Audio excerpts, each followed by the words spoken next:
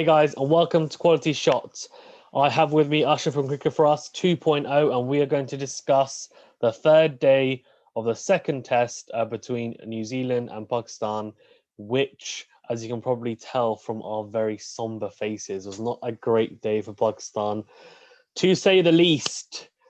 Okay, so New Zealand started the day with Williamson on 112 not out and Henry Nicholls on 89 not out. So 286 for three is where they started the day. And it was a long time before a wicket fell for Pakistan. And we said that Pakistan would need early wickets, early doors to really help their case going forward. And unfortunately, it wasn't to be. And Henry Nicholls and Kane Williamson put on a record for, I think it was a fourth wicket partnership, a record fourth wicket partnership. They superseded Joe Burns and Steve Smith's record total it was. So if I'm not mistaken, if I can do my maths correctly, which I should be able to do as I've got a maths degree, it was 300.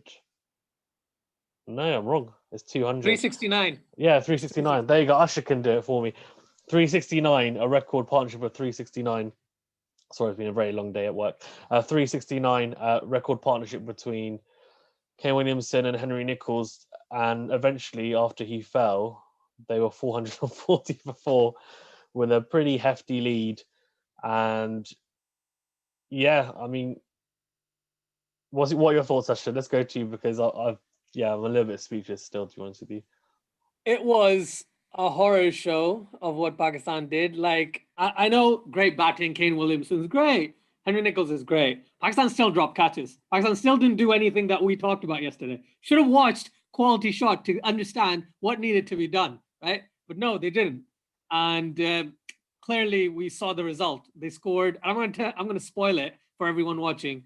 659 for six. And then they declared. That's how much Pakistan got a battering today, right? That partnership was amazing, without a doubt, right? One thing that I really liked was as soon as Nicholls superseded his 100, as soon as he got to his 100, he started playing a lot more aggressively. And he smashed, I think it was Mohammad Abbas for six over square leg. Then he did a paddle sweep for four. And he just started to be a bit more aggressive, which was good to see from a New Zealand standpoint. I think the biggest mistake Pakistan made was, again, they weren't letting the ball do anything, right? They were bowling too short, and when they were trying to pitch the ball up, they were bowling way too full, so they'd easily drive those deliveries. Bowling too wide. I saw an interview of Naseem Shah after the day, and he said it's difficult to bowl in Test cricket. You have to bowl the same line over and over again. Yeah, no doubt that's what you need to do, which is the reason why you need to go into first-class cricket and develop that asset in your repertoire, and then you come into international cricket, not learn on the job for your actual country, which is why I think stuff like this is happening. Like Mohammad Abbas, I'm surprised he hasn't been as effective. He has control, but he's been bowling outside his normal, what he used to bowl, which was just about a good length to a full delivery, just outside off. But he's not doing that. He's trying to bowl short deliveries. Yes, he gets the wicket with that shorter delivery, but after how long? After how long does he get that wicket? That's something I think Pakistan really. That was a loose shot really from Henry Nicholls. I don't think it's to do with Mohammad Abbas's bowling there. I don't think he really set a trap for him. I just think Henry Nicholls played a bit of a loose shot, and he was playing aggressively, as you said, after getting past 100. Sorry, he was carrying, I think, a calf strain, which I think as soon as he picked that up, and then once he got past 100, he was like, look, I'm just going to try and tee off here. Or basically, I mean, a strike rate of 53, you don't think so, but I think he was going substantially slower before he did hit 100. And he played, I think, he played a dill scoop to Mohammad Abbas over the keeper, which is pretty ridiculous, and pulled Mohammad Abbas for six as well. So something that you're not really used to seeing Henry Nicholls do, I think, as he's known for being someone who's, scores quite slowly. But as you said, it was just, it was a horror movie, really, for Pakistan, to be honest with you. And look, I mean, Naseem Shah, you make a really good point about him being inexperienced and having to learn on the job. I think it's difficult because in the summer, we're not saying that because he's performing quite well against England, for example, got Root and Pope out with some real peaches. I remember those deliveries because they were just very, very quality deliveries from him. And obviously he was in the ascendancy. Now, after getting hit for 141 runs, he's obviously looking at it and, being however old he is, I think it's 19, 17, 18, whatever it is, 19, and he's a teenager anyway, he's obviously going to be upset about that, and he's going to have to recover from it, but it's difficult for someone like him. And you could tell that his body language, even starting that day 3, was not very positive, and he obviously needs someone experienced in his ear to say to him, look, don't worry, or maybe bowl him in shorter spells to keep him fresh, keep him happy. And yeah, I mean, it's difficult because you can say, should he go back onto the domestic circuit and work on it, as you said? I think it's a bit harsh considering it's only been 2 matches, but I think what it more is maybe it's a case of we have to be careful about pushing players to play against certain teams in certain conditions before they've had good experience at home and they've got comfortable playing international cricket. Obviously, England, we know that he was suited to those conditions, but there needs to be a little bit of thinking behind what we're doing if we're going to use these type of young players, I think. And like Shaheen Afridi, I remember he played against South Africa a couple of years back. And I know that because I was getting married at the time in Pakistan, and I remember it being on the screens. And Shaheen Afridi was, we were playing a test match against South Africa in South Africa, and Shaheen Afridi was just getting slapped everywhere. I remember, and you wouldn't think that now, right? But at that age, and then starting out, and it was a very rough experience, a steep learning curve for him. So either we persist with him and say, okay, it's going to take him time, but do we want that to be a vicious cycle where we keep on having people in, or do we want to be winning games as well? I think so. It's a balance. That's a great word, because that's what I was going to say. Where do you bring the cutoff?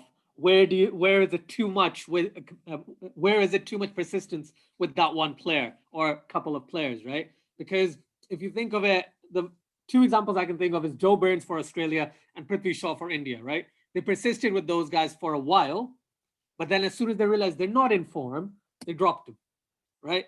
With Naseem Shah, he didn't perform particularly well in the tour games. He didn't perform particularly well in the previous game. He was smashed in the second innings. That's why he got wickets, because they were trying to go after him, right? That's my personal opinion, right? I think we talked about this yesterday as well, or on camera, or no, I can't remember, but basically about Sohail Khan. Maybe he would have been someone who would better suited on these types of conditions, on this type of pitch, because he knows where to bowl in these types of situations. Yes, he's not very, very quick, but right now, neither is Naseem Shah, right? Shaheen Afridi is a lot quicker than him. You can use him in those little bursts, but it is that experience thing.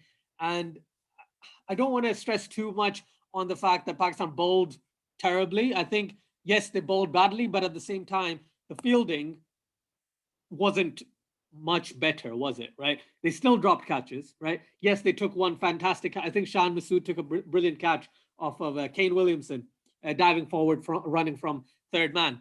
But barring that, Pakistan was still the same as they were yesterday, right?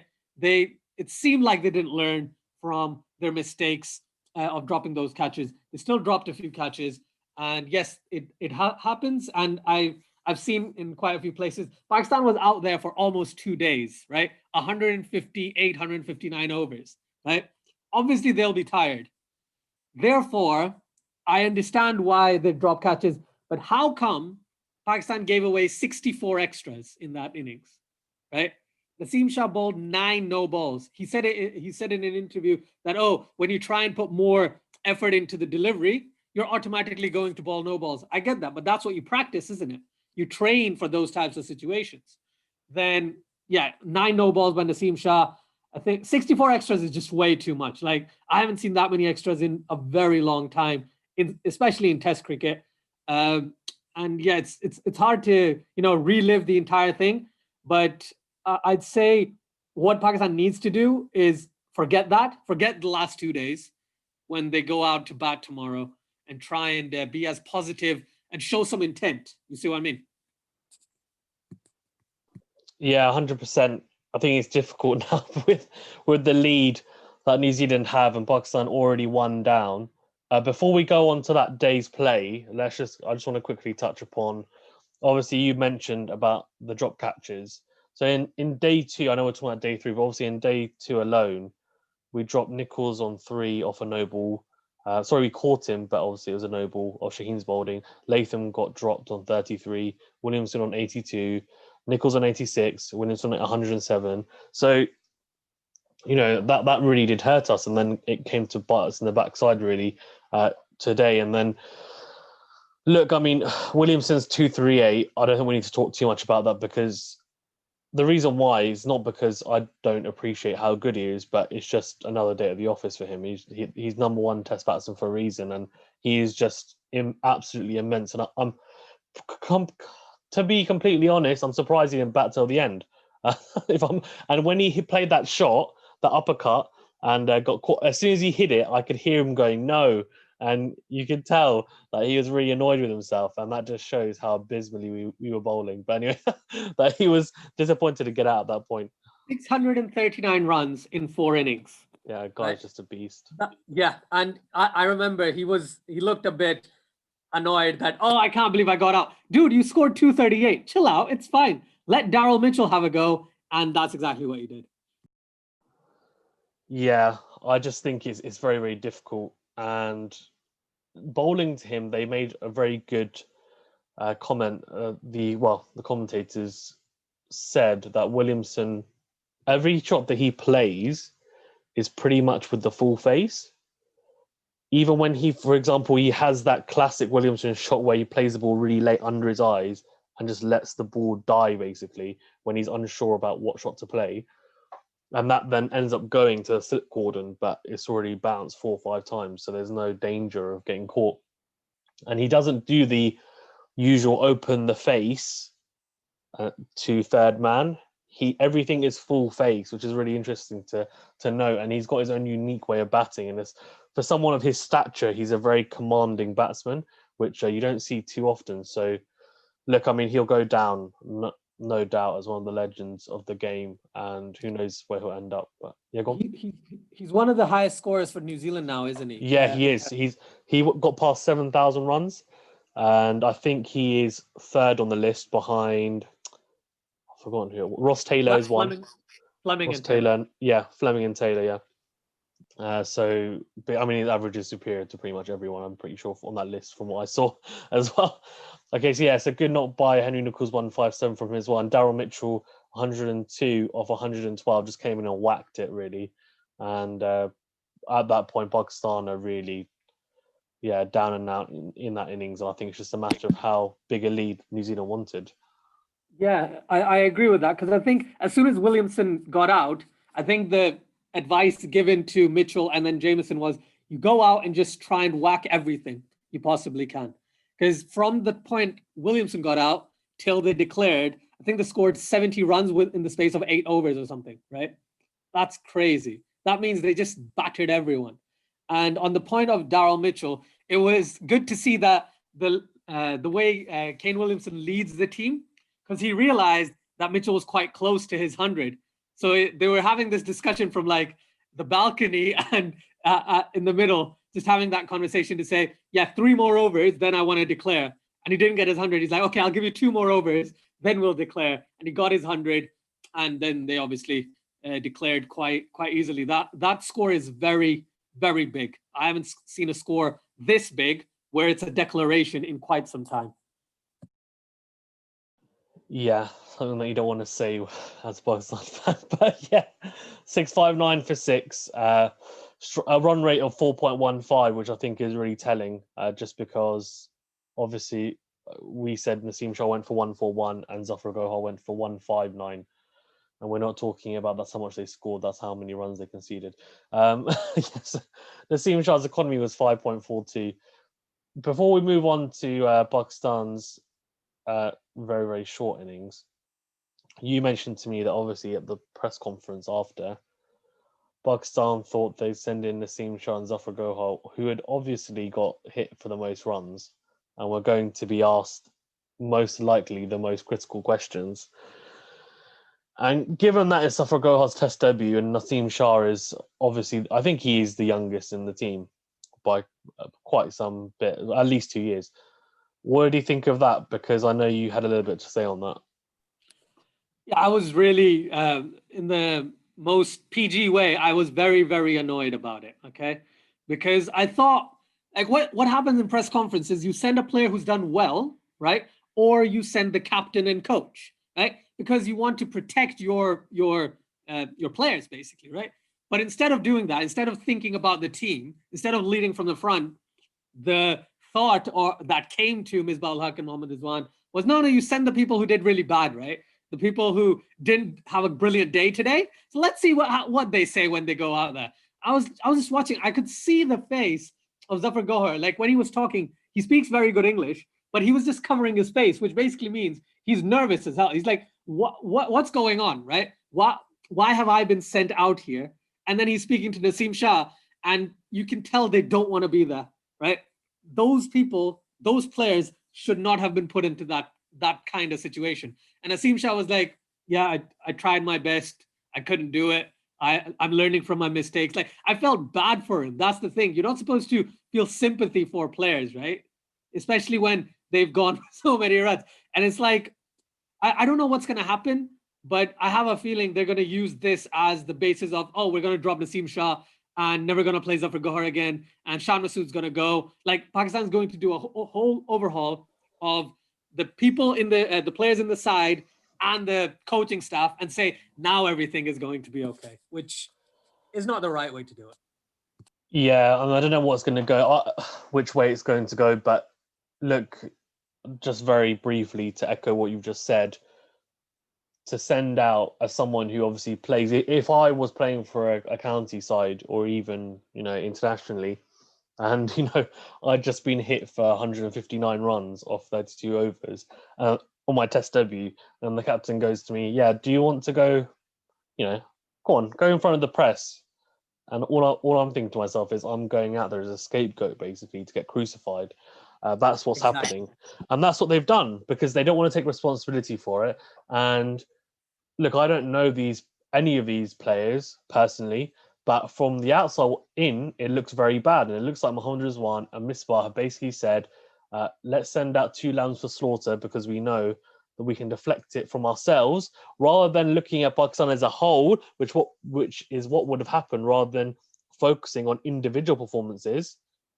They wanted to divert it from that, Misbah did, and divert any heat off himself and put 2 players out there, which would be easy for the media to pounce on. And for me, that's really, really, it's just terrible management. And I'm getting to a stage where what I'm like. I try to stay out of the team politics and management, and I don't pretend to know everything about what's going on in the ins and outs. But from the outside in, it's just looking like you say about an overhaul, but I don't know who's really in charge here. But if it is Misbah at the moment, it just doesn't look very good, and I'm not particularly happy with it. And our fielding has got worse, and that is such a big thing for me. And I really miss Mickey Arthur, if I'm being honest with you. And I just don't understand why we didn't keep him, because it looks like such a terrible decision. And he could have nurtured these younger players. And Naseem Shah, if we're going to stop playing him, then fine. But then you have to really still make sure that you're keeping tabs on him and he's getting that pastoral care in Pakistan. You don't just forget about him. He's a talent, and he's clearly a talent. And he will be someone that could lead the line for us for a number of years. Maybe he does need a rest. Maybe he does.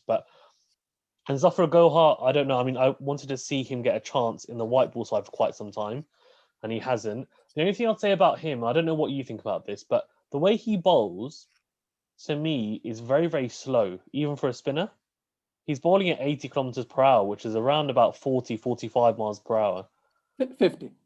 Is it 50? Okay. Yeah. So, but even so... It's on the slow end. It's not on the slow end, because nowadays, a lot of spinners bowl about 55, 56, and Yeah, that's around what they do. Yeah, so some of the deliveries I'm pretty sure were because I calculated it, I looked at it because I was just thinking one of them was like 80 kilometers per hour, which I think was like 44 miles per hour or something. And then obviously, on average, maybe he's bowling between, as you said, 45 to 50 miles per hour. But 45 to 50 miles per hour is pretty slow for a spinner.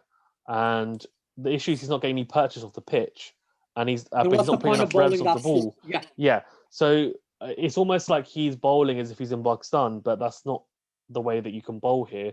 And I think that didn't help him. But look, it's his test debut, so I don't want to be too critical on him. It's just that's something that I wanted to point out because I thought it was quite interesting.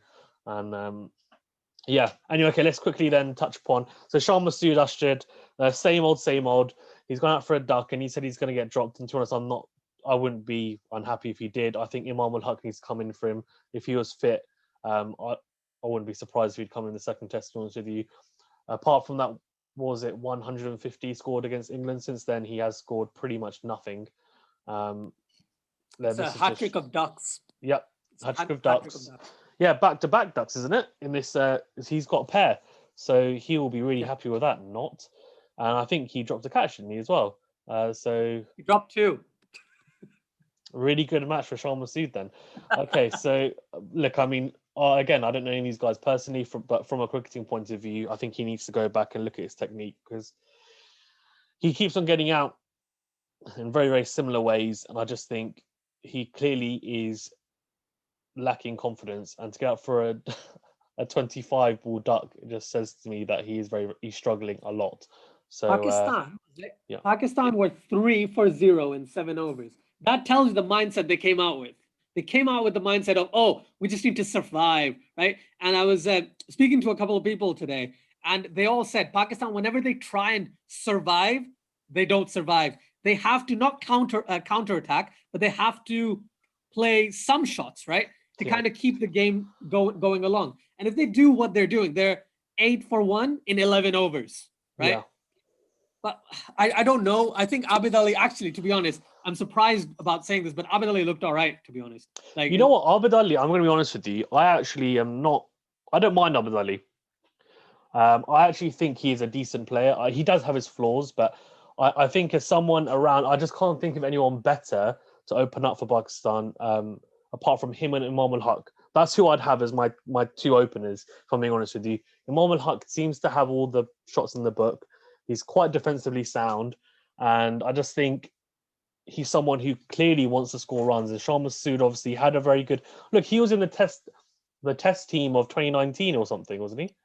2020. It made no sense though. It's like one innings. They based it on one innings. They put Shah Masood into the side. Yeah, they haven't been watching their cricket clearly, and this is, I think it was ESPN Cricket Info, wasn't it? I'm happy to have a Pakistani in there, but yeah.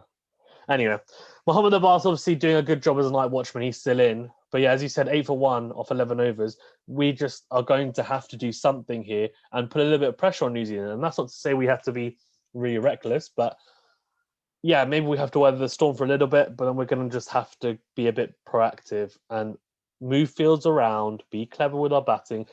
Look, I hate to say this, but New Zealand showed that it is very, very possible to bat on this pitch. And I understand we dropped catches, but even if we'd taken those catches and New Zealand had, 659, we've taken those catches, okay, fine. But you're still looking, I reckon, at a score of 400, 450. Yeah. That tells you that this pitch is pretty good for batting. Well, I think, I said this yesterday, didn't I, that New Zealand... clearly have a way of batting on here, but we need to adapt to it. And that's always, and this is frustrating because this is what happens when you play away. You have to adjust. You can't play as if you're playing in Pakistan because you're not. And if you want to play in Pakistan, then just stay at home and play your home matches.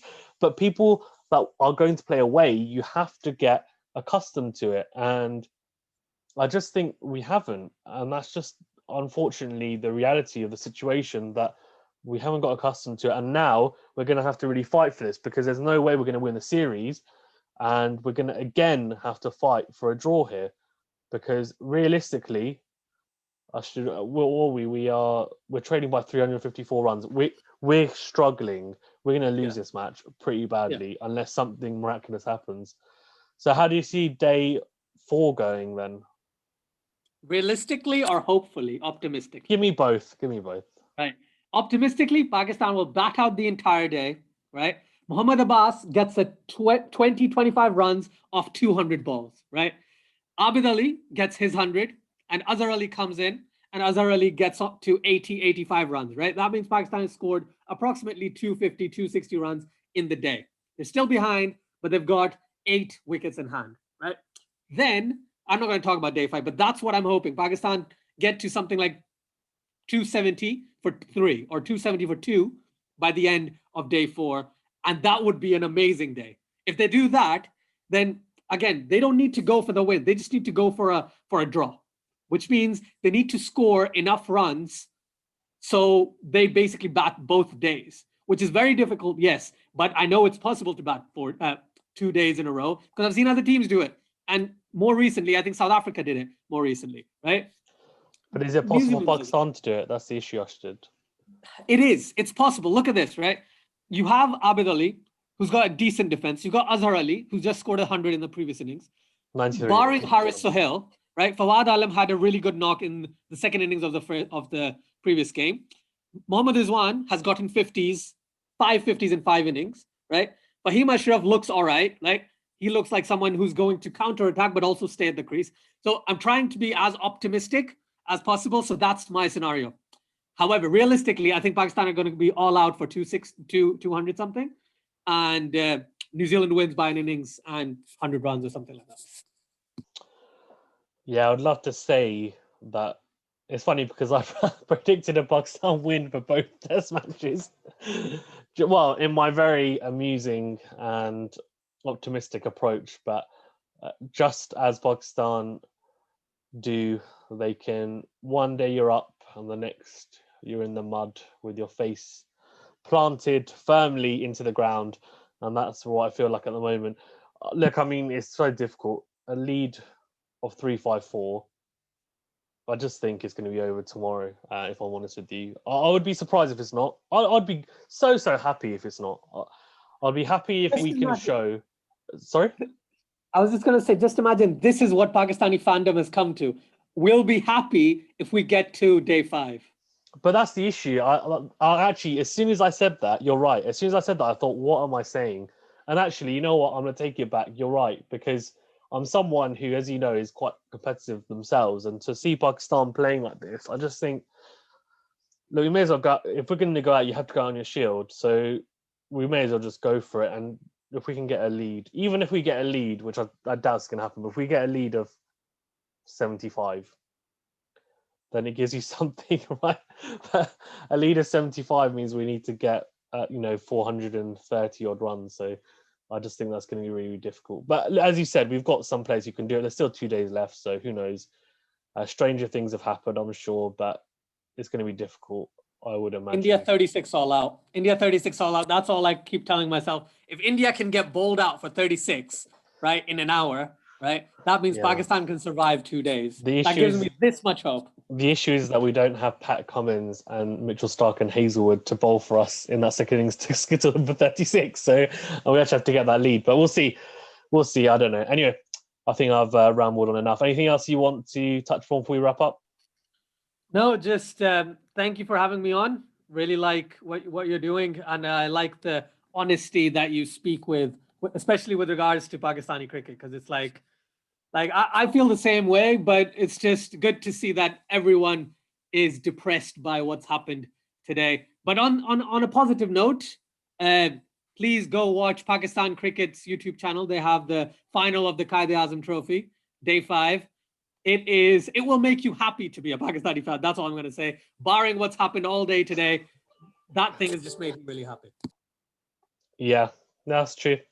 Guys, thank you again, Asha, for being on. Guys, please check out his channel, Cricket4Us 2.0. He's uploading regular videos. I'm pretty sure they're daily.